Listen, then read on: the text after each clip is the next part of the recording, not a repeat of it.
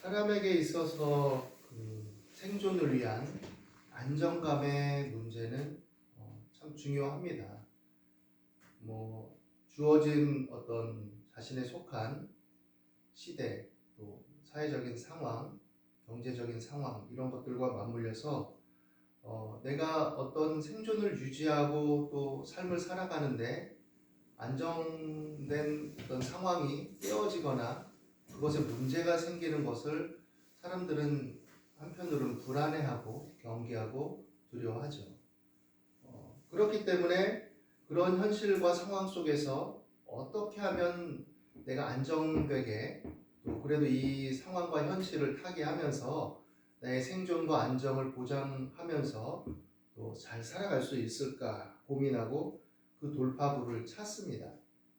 그러다 보면 사실은 좀 무리한 선택을 하게 되기도 하고 또 이것이 아닌 줄 알면서도 어쩔 수 없는 마음에 궁여지책으로 죄책감과 불안감을 가지고 있으면서도 어떤 것과 타협하고 이런 일들이 생겨나기 마련이죠. 오늘 우리가 읽은 이 말씀에 보면 삭개오가 아마도 제가 생각할 땐 그런 유의 사람이 아니었을까라고 한번 생각해 볼 수가 있습니다. 삭개오는 세리장이었습니다. 세리장. 그냥 세리가 아니라 세리장.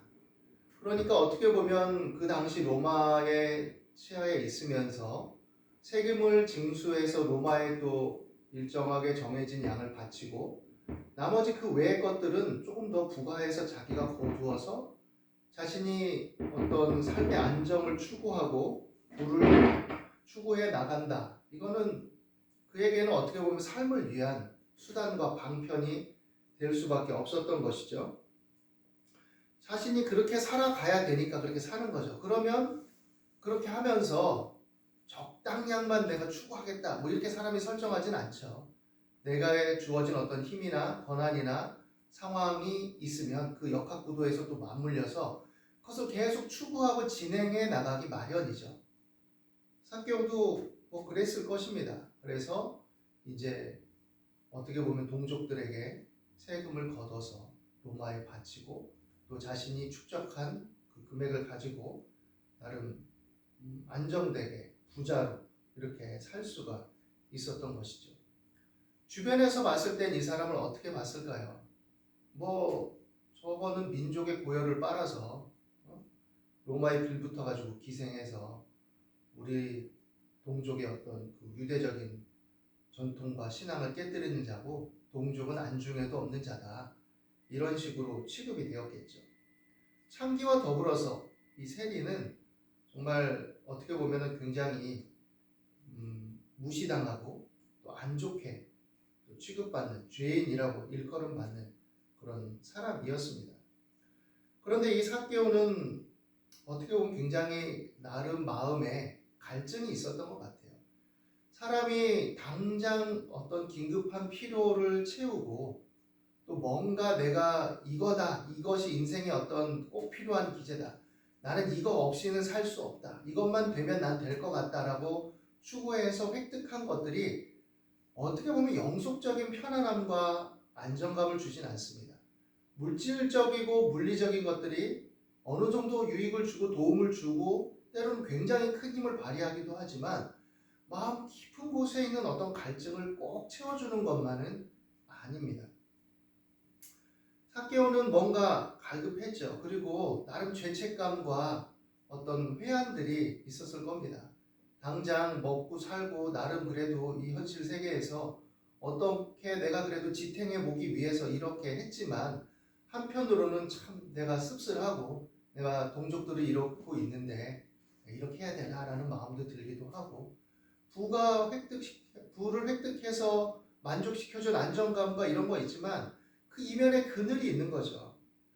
그런데 아마 예수님에 관한 소문을 들었겠죠. 그래서 항상 생각을 했을 것입니다. 예전에 그 독일의 어떤 그 기독교 윤리를 학자인 헬무트 틸리케 같은 분의 글에 보면 삭개오를 현대 어떤 삶의 정황에 비추어서 우리 집에 있는 샹젤리제를 볼 때마다 값비싼 소파를 볼 때마다 그 밖에 있는 어떤 굶주리고 힘겨운 동족들이 생각나서 죄책감을 가졌을 것이다. 뭐 이런 식의 묘사를 한 글을 읽었던 적이 있던 것 같아요. 여하간 이 삭개오는 뭔가 한편은 만족했지만 한편은 죄책감이 생기고 갈등이 생기고 마음이 그렇게 편치만은 않았어요. 즐겁지만은 않았습니다. 동족과의 관계도 단절되고 이거 뭐 혼자만 누리는 영광, 가족끼리만 누리는 영광도 하루 이틀이지. 이거는 아니구나라는 회한이 들었던 거죠. 탕자의 비유에서 보면 탕자는 박탈과 결핍을 통해서 자신을 성찰합니다. 그런데 이 삭개오는 자기가 원하던 부를 획득하고 부자가 되었지만 그것만이 전부가 아니구나라는 것 속에서 또한 자신을 성찰하죠. 사람이 자신을 돌아보는 계기나 상황은 제각각입니다. 그러니까 우리가 겉만 보고는 다 판단할 수 있는 게 아니죠. 그런 것 속에서 예수님을 보기를 원하는 마음이 내재되어 있었던 것 같습니다. 그런데 어느 날 예수님께서 여리고로 들어가서 지나가시죠. 그때 삭개오라 이름하는 자가 있었고 세리장교 또한 부자라라고 그 이후에 또 소개를 합니다. 우리가 읽은 한글 성경에 보면 이것이 누가복음 19장에 기록됐는데 1절에 예수께서 여리고로 들어가 지나가시더라. 2절에 삭개오라 이름하는 자가 있으니 세리장교 또한 부자라 이렇게 소개되는데 원어에 보면 이 삭개오라 이름하는 자가 있으니 그 앞에 이두라는 단어가 나와요. 그러니까 보라, behold, 보라, 삭개오라 이름하는 자가 있으니 그러니까 뭔가 약간의 기대감을 줘 보라 이렇게 함으로써 시선을 집중시키고 있습니다. 이 사람이 어떠한 사람이냐? 예수님을 보고자 하는데 키가 작고 사람이 많아 할 수가 없어서 앞으로 달려가서 보기 위해서 돌 무화과 나무에 올라갔다. 왜냐하면 예수님께서 그쪽 방향으로 이렇게 지나가시기 때문이라고 했죠. 그런데 보고자 했을 때 이 보고자 하대가 그때 갑자기 그냥 순간적인 충동이라고 보기에는 조금 의미심장합니다. 미완료형 시제를 쓰고 있는데 그건 뭐냐면 그 안에 소문을 통해서 그리고 뭔가 갈등을 통해서 축적된 어떤 예수님을 바라보고 예수님께 나아가고자 만나보고 싶은 작은 갈망들이 스물스물 일어나기 시작했고 그것이 계속 올라왔는데 어느 순간 예수님이 지나가시는 그 현장이 자기 앞에 펼쳐지니까 거기에서 그것이 딱 튀어나오게 된 거죠. 여러분 하나님께 나오는 경로와 과정은 사람마다 다릅니다. 그리고 내가 뭔가 마음에 갈등이 있고 갈증이 있는데 차마 이렇게 나오지 못할 때가 있어요. 그냥 그래도 내가 하나님의 말씀을 좀 들어보면 뭐 예수님 믿으라고 하는데 한번 믿어보면 뭐 요즘 뭐 종교들 뭐 다 똑같이 뭐 큰교회들도 그렇고 뭐 이렇게 목사들도 뭐 저런 사람이 목사하는 사람도 있고 뭐 다양한 뭐 그런 비판적인 거리도 있고 회한도 있지만 그러나 본질적으로 봤을 때 하나님은 정말 어떤 분이시지? 내 이런 갈증을 아시나? 내가 이렇게 좀 고민이 되는데 그래도 뭔가 지푸라기라도 잡는 심정으로 교회에 나가볼까? 뭐 이렇게 생각할 수 있죠. 근데 어떤 계기가 돼서 어떤 친구의 권면이라든지 어떻게 보면 길에서 복음을 전하던 사람이라든지 아니면 이웃을 통해서 이웃의 친절을 통해서 이 사람 참 친절한데 알고 보니까 교회 다니신다네. 내가 참 여러 가지 갈증이 있는데 라고 접촉점이 될 수도 있겠죠. 여하간 그 접촉점이 딱 일어나는 순간 삭개오가 용기를 냅니다. 그리고 마음에 부풀어 있던 갈망이 탁 터지면서 동시에 돌 무화과 나무에 기어 올라갈 만큼 간절함과 마음에 쌓였던 그게 촉발되죠. 예수님은 그런 삭개오를 부르십니다. 삭개오야, 속히 내려오라. 내가 오늘 네 집에 유하여야겠다. 너네 집에서 함께 먹고 마시고 좀 쉬겠대요. 이게 어떻게 보면 예수님이 동료로 취급하는 거죠. 그냥 삭개오가 뭔가 회개한 것도 아니고 이미 뭐 어떤 제스처를 취한 것도 아닌데 예수님이 삭개오의 그런 행동과 그런 마음을 읽으신 거죠. 내려오라. 흡사 탕자의 아버지가 탕자가 거렁뱅이가 돼서 재산을 탕진하고 터덜터덜 오는데 그 돌아옴을 보고 그 먼 공간을 긍휼과 연민으로 돌아옴에 대한 기쁨으로 가득 채웠듯이 이 삭개오가 올라가 있는 이 무화과 나무 위를 쳐다보는 예수님의 시선에는 삭개오를 향한 마음이 담겨 있었고 그를 읽어내신 겁니다. 그리고 이제 삭개오는 급히 내려와서 즐거워하고 영접합니다. 어떻게 보면 관계가 목말랐을 수도 있죠. 사람들이 나를 꺼리고 나를 기뻐하지도 않고 어떻게 보면 그럴만하죠. 그렇지만 그 나름의 애환과 갈등과 고민이 있었던 거죠. 사람들은 부자가 애환과 고민과 갈등을 가졌다 그러면 좀 시샘해서 좀 격화시킬 수도 있습니다. 반대급부적으로. 역으로 또 너무 가난한 사람이 그러면 그럴 이유가 있겠지라고 또 비하할 수도 있겠죠. 사람은 그냥 겉만 보고 평가하기 쉽죠. 그러나 예수님은 이렇든 저렇든 그 갈망하는 마음, 그 가련한 마음, 상한 마음들을 긍휼히 여기시는 거죠. 삭개오는 그 관계를 초대하시는 예수님의 말씀에 너무 기뻤습니다. 그리고 집으로 가죠. 그리고 삭개오가 서서 주께 말씀드리죠. 주여 보시옵소서 내 소유의 절반을 가난한 자들에게 주겠사오며 만일 누구의 것을 속여 빼앗은 일이 있으면 네 갑절이나 갚겠나이다. 엄격한 기준을 그대로 적용해서 그렇게 하겠다는 거예요. 율법에 기록된 대로. 그러자 예수께서 말씀하시죠. 오늘 구원이 이 집에 이르렀으니 이 사람도 아브라함의 자손이니로다. 믿음을 인정해 주시는 거죠. 믿음의 삶으로 변화됨의 어떤 의지와 그 삶의 방향 전환을 인정해 주시는 거죠. 그리고 말씀하시죠. 인자가 온 것은 잃어버린 자를 찾아 구원하려 함이니라. 삭개오는 다른 말씀에 등장하는 부자 청년과 대비됩니다. 부자 청년은 어땠어요? 만족스러운 삶을 살고 있었어요. 율법을 어려서부터 열심히 지키고 하나님 주신 은혜로 알고 지키면서 건실하게 바르게 예수님도 보시기에 참 사랑스럽게 여기실 만큼 표면적으로 일반적으로는 그렇게 살았죠. 그런데 주님께 와서 얘기를 나누고 예수님께서 네 모든 것을 다 팔아 가난한 자들에게 나눠주고 나를 따르라. 네가 온전하고자 한다면 그렇게 말씀하셨을 때 이 부자 청년은 심히 근심하며 돌아갑니다. 긍지와 감사와 보람과 기쁨이 슬픔으로 갈등으로 변화되죠. 그런데 삭개오에게 있어서는 반전이 일어나죠. 삭개오는 어떻게 보면 부자 청년처럼 자기 만족 속에 주님을 만나러 온 거 아니죠. 편치 않는 마음이었어요. 갈등하는 마음이었어요. 다만 그냥 뭔가 갈급한 마음이었죠. 그리고 죄인된 심정이었죠. 그런데 예수님을 만나고 어떻게 됩니까? 예수님께 나아오게 되고 가난한 자들과 연대하려는 마음이 생기고 내가 율법을 따라서 하나님의 말씀을 따라서 살려는 의지가 생기죠. 이제까지는 내가 그렇게 살지 못했지만 이제는 돌아서겠습니다. 그러자 예수님은 그것을 인정하시고 믿음의 후손으로 인정하시고 구원이 이르렀다 얘기하시고 잃어버린 자를 찾았다라고 말씀하시는 거죠.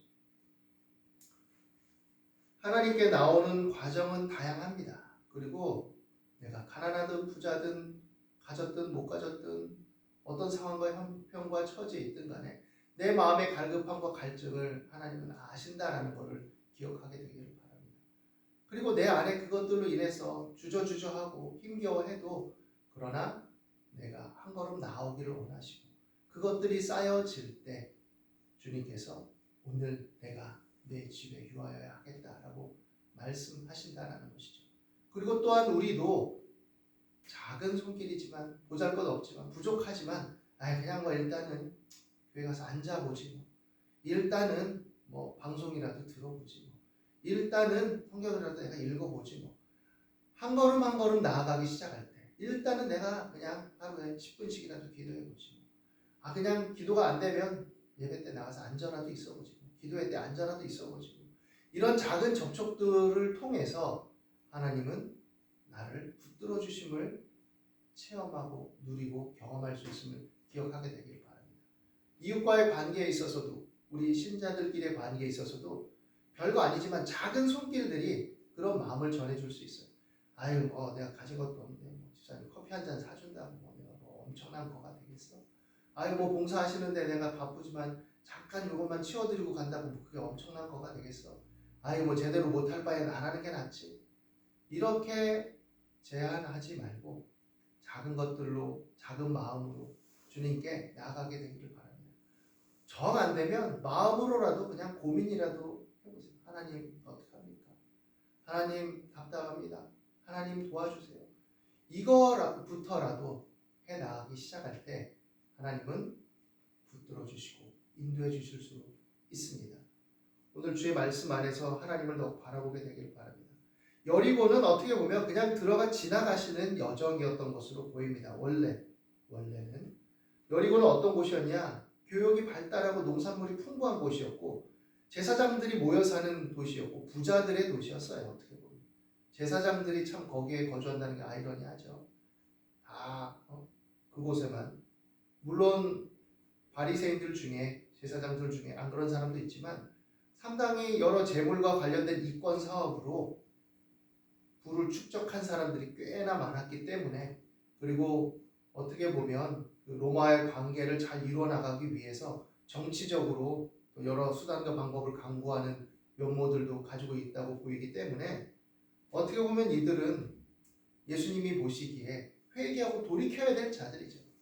그러나 그들이 지탄하는 표면적으로는 정말 나쁜 놈인 이 삭개오는 예수님이 보실 때 아브라함의 자손이 될 수 있는 것이고 구원이 이루고 회복할 수 있는 또 하나님의 자녀다운 삶으로 방향 전환을 하는 그런 귀한 하나님의 자녀였던 것입니다.